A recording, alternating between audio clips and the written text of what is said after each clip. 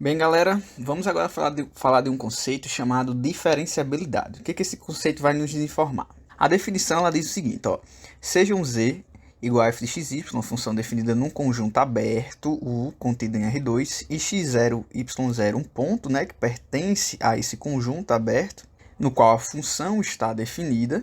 Dizemos que f é diferenciável em x0, y0, se e só se existirem, tá certo? Existirem reais a e b, tal que esse limite aqui, ó, esse limite vai ser igual a zero. Então vamos entender o que está acontecendo aqui. Primeira coisa, vamos entender o que seria essa ideia de conjunto aberto, tá certo, pessoal? Então, um conjunto ele é dito aberto se toda vida que eu pegar um ponto nele e uma bola de raio R centrada nesse ponto, todos os pontos nessa bola vão pertencer ao meu conjunto. Aí isso é chamado de conjunto aberto. A ideia é que eu vou ter lá um conjunto, e aí toda vida que eu pegar um ponto dele e fizer uma bola centrada nesse ponto, todos os pontos que estão nessa bola vão pertencer ao meu conjunto U. Perceba que dependendo do conjunto, né, se na fronteira eu pegar um ponto aqui na fronteira, eu não consigo fazer uma bola tal que todo ponto que esteja contido nessa bola pertença ao conjunto, né, porque esses pontos aqui não fazem parte. Mas isso é só se o conjunto está definido na fronteira. Então, por exemplo, se o meu conjunto U for o conjunto de todos os pares ordenados, tal que o y é menor do que 3 e maior do que 1, esse conjunto, observe que ele vai ser um conjunto aberto. Porque onde é que está o meu y? O meu y está entre 1 e 3. São todos os números entre 1 e 3. Então, isso aqui, ó, é o meu conjunto, esse meu conjunto U. Então, toda vida que eu pegar um ponto... Aí perceba que a fronteira aqui não faz parte do conjunto, porque o y é menor do que 3, ele não vai ser igual a 3. Mas toda vida que eu pegar um ponto aqui, ó, bem pertinho da fronteira, eu vou conseguir criar uma bola de raio aí qualquer, de um raio... Eu consigo achar um raio tal que para esse raio, para esse ponto aqui, esse raio vai me fornecer uma bola, tal que todo ponto nessa bola pertence ao conjunto. Então a ideia do conjunto aberto é essa, tá certo? Eu consigo achar um raio, tal que todo ponto centrado, aliás, tal que toda bola centrada num determinado ponto e um determinado raio vão fazer com que os pontos dessa bola estejam no conjunto. Então, de novo, ó, se eu pegar um ponto aqui, eu consigo achar um raio, tal que toda bola centrada nesse ponto e com um determinado raio, então eu consigo achar um raio, tal que eu consigo construir uma bola, tal que todos os pontos dessa bola fazem parte do meu conjunto U. Perceba que se eu botar um igual, isso não vai ser verdade. Por exemplo, se y puder ser menor ou igual do que 3. Aí se eu pegar um ponto aqui, ó, se eu pegar esse ponto que pertence ao conjunto, tá certo? Eu não consigo achar um raio tal que toda bola centrada nesse ponto vai fazer com que os pontos nessa bola estejam no conjunto. Então, por exemplo, tá, peguei esse ponto. Se eu fizer uma bola centrada, ó, nesse ponto, qualquer bola que eu fizer, por menor que seja, vão existir pontos que estarão fora do meu conjunto. Vão existir pontos nessa bola que estarão fora do meu conjunto se eu incluir o igual. Se eu não incluir o igual, isso não vai ser verdade, tá bom? Então, isso é a ideia de conjunto aberto. Aí, a necessidade de falar de conjunto aberto nessa definição é justamente porque quando a gente está trabalhando com diferenciabilidade, a gente vai estar querendo saber o que acontece em todas as direções de um ponto. Quando a gente fez o estudo das derivadas parciais, o que acontecia é o seguinte, ó, eu tinha lá um ponto de coordenadas x0 e y0, e quando eu calculava a derivada parcial da função no ponto x0 e y0, né, a derivada em relação a x, eu imaginava o y como constante. Então o y não mudava, o y ficava fixo, era sempre isso. E o y é que e o x é que ia se alterando, mas o y permanecia fixo. E aí nessa direção aqui, tá certo? Nessa direção, que seria daqui para cá e daqui para cá, eu estou pegando pontos nessas direções, a função tem um determinado comportamento. Da mesma forma, quando eu calculo o df e dy, aí eu vou estar calculando as derivadas, ó, nessas direções aqui. Eu vou estar calculando o que acontece na função nessas direções. Qual é o comportamento da função nessas direções? Só que perceba que quando a gente está trabalhando de funções de duas variáveis, quando eu estou no espaço, eu posso me aproximar de um ponto por diversas direções. E aí por isso que há necessidade de definir um conjunto aberto tal que eu consiga pegar uma bola ao redor desse ponto e saber tudo o que acontece nas diferentes direções que eu for me aproximando desse ponto que aqui está. E aí é que surge o conceito de diferenciabilidade, que é esse conceito aqui, ó. Uma função é dita diferenciável se esse limite aqui for igual, se existirem a e b tal, que esse limite é zero. E o que é esse limite aqui, ó? Eu estou pegando a minha função f de x0, eu estou pegando minha função e calculando diferenças em todas as direções, tá certo? Não é só, lá em derivada parcial a gente colocava aqui um ΔX ou só no x ou só no y. E aqui eu tô colocando essa variação tanto no x quanto no y. Aqui eu vou ter variações em todas as direções, tá certo? Por isso que a gente necessita desse conceito de bola aberta. Então, entendido essas minuciosidades da definição, eu só posso afirmar que uma função é diferenciável quando esse limite aqui ele é igual a zero, quando existe a e b tal que esse limite é igual a zero. Agora, você pode se perguntar, professor, isso serve para quê? Veja só que curioso é o caso dessa função aqui. Para essa função, se a gente for calcular a derivada parcial em relação a x no ponto 0, 0, a gente vai ver que é zero. É só calcular lá pela definição de limite, que a gente vai ver que a derivada parcial no ponto 0, 0 vai ser zero. Isso aí fica como tarefa para você tentar. Quem assistiu às aulas anteriores vai ver como é que se calcula esse tipo de derivada. A derivada da função em relação a y no ponto 0, 0 também é igual a zero. Então, como as derivadas parciais existem, a gente afirma que a função é derivável. Mas o que acontece se a gente for calcular o limite dessa função quando o ponto vai se aproximando de 0, 0? O que vai acontecer com o limite dessa função quando eu pego pontos que vão se aproximando de 0, 0? E aí, como eu vou calcular o limite, eu tenho que entender, diante das aulas anteriores que a gente já teve, que eu posso calcular esse limite em diversas direções. Então, eu escolho a direção, o caminho 0t. E se eu escolho o caminho 0t, eu vou calcular o limite dessa expressão, né? Porque pelo caminho 0t eu estarei usando essa expressão, aí o x vai ser 0, aí tudo isso aqui vai ser 0, eu vou estar calculando o limite de 0 quando t tende a 0 e o limite de 0 quando t tende a 0 vai dar 0. Esse tipo de expressão eu não estou entrando em detalhes porque em aulas anteriores a gente já discutiu mais sobre isso. Se eu for pelo caminho tt, aí eu vou trocar o x por t e o y por t, né? Eu vou estar usando essa expressão porque no caminho tt, eu estaria considerando o par ordenado diferente de 0, 0. Aí eu vou ficar com t aqui vai ficar t ao quadrado sobre t ao quadrado mais t ao quadrado. Então eu vou ter t ao quadrado sobre 2t ao quadrado. Então vai ser o limite dessa expressão. E aí eu posso cancelar t com t ao quadrado com t ao quadrado. E aí isso vai ser o limite de 1 meio, que é o próprio meio. Então por um caminho deu 0, por outro caminho deu 1 meio. O que isso quer dizer? Significa que o limite não existe.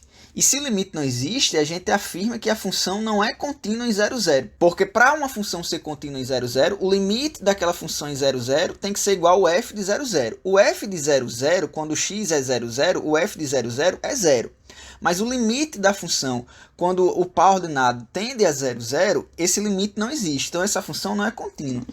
E se você relembrar um pouco dos conceitos de cálculo, nas ideias de cálculo é discutido a propriedade de que quando uma função é derivável, automaticamente aquela função ela é contínua. Lá em cálculo 1, uma função é derivável, automaticamente ela é contínua. E aqui eu estou no cálculo 2 e estou discutindo com vocês o fato de que eu tenho uma função que é derivável, mas ela não é contínua. Isso tem a ver com o fato dessas definições serem fracas. Por isso que a gente precisa de um conceito de diferenciabilidade, que é diferente de ser derivável. Uma função é derivável quando essas derivadas parciais existem, que são as derivadas que envolvem o quociente de Newton. Então, ela é derivável quando as derivadas parciais existem. E ela é diferenciável quando esse limite aqui, quando existe a e b, tal que esse limite aqui vai ser igual a zero. Isso é ser diferenciável. Nesse caso aqui, esse exemplo, essa função que a gente está trabalhando, ela é uma função que não é diferenciável. Por isso que a gente concluiu que ela não é contínua. Porque vai existir um teorema, que é esse teorema 1 aqui, que vai nos dizer o seguinte, ó, se uma função é diferenciável, então essa função é contínua. Tá certo? Do mesmo modo, utilizando os conceitos de lógica, né? Se uma função é diferenciável, então ela é contínua. Então, se ela não é contínua, significa que ela não é diferenciável, tá certo? Então, é aquela velha argumento lógico que se A implica em B, isso é o mesmo que dizer que não B, tá certo? Implica em não A. Então, se uma função é diferenciável, então ela é contínua. Se ela não é contínua, então ela não é diferenciável. Que foi o que aconteceu no exemplo anterior. A gente tinha uma função que não era contínua e a gente concluía que, pelo fato dela não ser contínua, ela não era diferenciável. Tá certo? Mas, professor, como é que a gente sabe se uma função é diferenciável ou não é diferenciável? Bem, para ser diferenciável, de acordo com a definição, ó, voltemos para a definição, para ser diferenciável tem que existir A e B, tal que esse limite aqui vai ser igual a zero. Agora, quem é esse A e quem é esse B? É possível demonstrar que aquele A e aquele B que aparece lá naquela fórmula são respectivamente as derivadas parciais em relação a x e em relação a y no ponto x0 e y0. E aí a gente tem esse outro teorema que vai dizer o seguinte, ó, se uma função é diferenciável no ponto x0 e y0, então ela possui derivadas parciais, e essas derivadas parciais, elas são iguais a e o b, que apresenta lá na forma. Então, o que eu estou dizendo aqui no final das contas? Para a gente dizer que uma função é diferenciável, a gente tem que concluir que existem as derivadas parciais, tá certo? Então, se é diferenciável, então ela possui as derivadas parciais, tá certo? Então, na hora que eu afirmo que uma função é diferenciável, eu estou afirmando que existem as derivadas parciais no ponto em questão, né, no ponto x0, y0 lá, e que aquele limitezão existe, que abreviadamente aquele limite ele é o limite do erro sobre a norma de HK. Aquela expressão de cima, ela pode ser, por quesitos de simplificação, ser interpretada como uma função erro, e aí a gente chama aquela função erro de função E de HK. Então, sabendo disso, sabendo que para eu afirmar que uma função é diferenciável, eu tenho que garantir essas duas condições, né? Esses dois fatos aqui, vamos discutir se esse exemplo 1 e esse exemplo 2 são funções diferenciáveis. Então, no exemplo 1, a gente tem o seguinte, ó, mostre que a função é uma função diferenciável em todo R2. Então, o que eu vou fazer? Eu vou calcular a derivada da função, as derivadas parciais. Então, a derivada parcial em relação a x é 2x. E a derivada parcial em relação a y é 2y. Perceba que não tem aqui nenhuma condição para a derivada parcial. A derivada parcial existe para todo x e o y que você quiser. Então, a derivada parcial vai existir para todo número. Então, se eu perguntar assim, a função é diferenciável em 3, 3, no ponto 3, 3, eu teria que verificar se as derivadas parciais existem no ponto 3, 3. E aqui eu estou mostrando que para qualquer ponto que você pensar, as derivadas parciais elas vão existir. É possível calcular as derivadas parciais no ponto 3, 3, 3, no ponto 1, 2, seja lá qual for o ponto que a questão colocar. Aí agora eu vou lá e calcular aquele limitezão.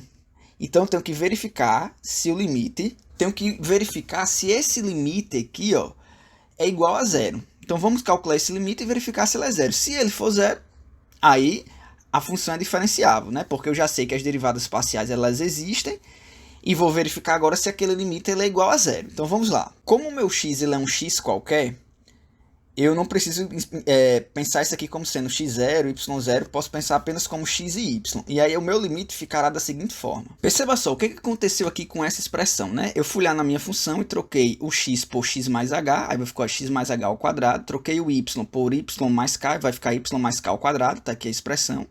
Aí menos f de xy, f de xy é x ao quadrado mais y ao quadrado. Aí ficou x ao quadrado menos y ao quadrado. Menos a vezes h. O a, né, a derivada em relação a x, a derivada em relação a x é 2x, então vai ficar 2x vezes h, 2xh. E o b é a derivada em relação a y, que deu 2y, 2y vezes k, 2yk. E aí eu fico com essa expressão. Essa expressão é possível fazer algumas simplificações. Então isso aqui vai ficar o limite de h ao quadrado mais k ao quadrado sobre a raiz de h ao quadrado mais k ao quadrado. Por que fica isso? Porque quando a gente desenvolver os quadrados aqui, vai ter um x ao quadrado, que vai cancelar com esse x ao quadrado.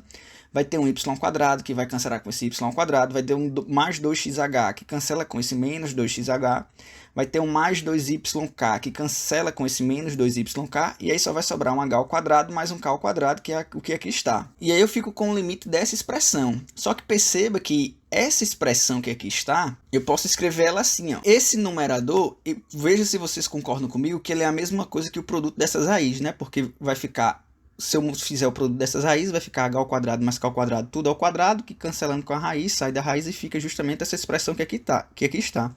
A vantagem disso é que agora eu posso cancelar a raiz de cima com a raiz de baixo.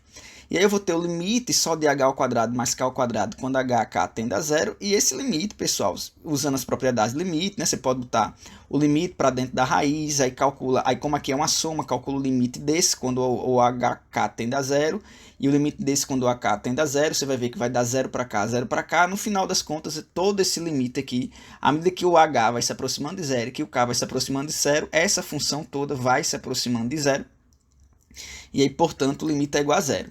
Então, como as derivadas parciais existem e o limite é igual a zero, a conclusão é que essa função aí, do exemplo 1, é uma função diferenciável.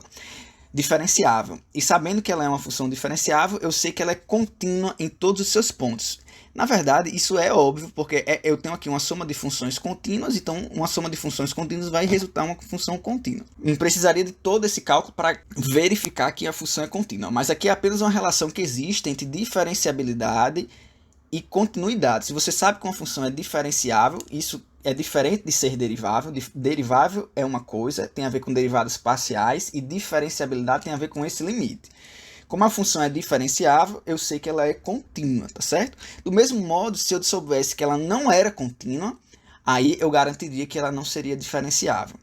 Uma pergunta que se pode fazer nesse ponto da aula é o seguinte: professor, se uma função é diferenciável, ela é contínua. E se ela for contínua, ela é diferenciável? Não. Nem toda função contínua vai ser diferenciável, e isso a gente vai ver em outros vídeos. Seguindo agora o esquema do exemplo 2, o que é que eu vou fazer? Eu vou, ao invés de calcular aquele limite lá grandão do erro, eu vou verificar se essa função é contínua em 0, 0. Será que essa função é contínua em 0, 0? Bem, eu sei que o f de 0, 0 é igual a 0, né? O f de 0, 0, quando xy é 0, o f de 0, 0 é 0. Agora, o que acontece com o limite dessa função quando o xy tende a 0, 0? Quando o xy tende a 0, 0, eu vou calcular o limite dessa expressão de cima, né? Que é o x² y sobre x² mais y². E aí, na hora de calcular o limite, eu vou fazer pelas ideias dos caminhos. Então, se eu pego o caminho 0t, observe que pelo caminho 0t, a gente vai ficar com o limite. Vou trocar o x por 0 e o y por t. Se eu trocar o x por 0 aqui, vai dar 0. Tudo vai dar 0, vai ser o limite de 0 quando o t tende a 0, né? E o limite de 0 quando o t tende a 0, isso vai ser 0. Utilizando o caminho t², a gente vai ver que isso vai ficar o limite, quando t tende a 0, de quê? Então, vamos lá. Utilizando o caminho t e t², que vai ficar t² e aqui t², então, portanto, t². Aqui vai ficar t² mais t², portanto, 2t². E aí, cancelando t² de cima com t² de baixo, eu vou ter o limite de 1/2, quando t tende a 0, isso vai ser 1/2. E aí, observe que por dois caminhos diferentes, eu cheguei em dois limites diferentes. Isso significa dizer que o limite não existe. Então, esse limite aqui, ele não existe. Como o limite não existe, a função não é contínua, né? Porque a ideia era que esse limite desse justamente o zero. Porque uma função é contínua quando o limite, quando o xy tende para aquele ponto, é igual ao f daquele xy, tá certo? Como nesse caso o limite não existe, a gente vai dizer que a função não é contínua. Como ela não é contínua, automaticamente ela não é diferenciável em 0, 0, tá bom? Bem, então essa foi uma palhinha explicando um pouco o que é diferenciabilidade. Em próximas aulas a gente fala mais um pouco sobre esse assunto.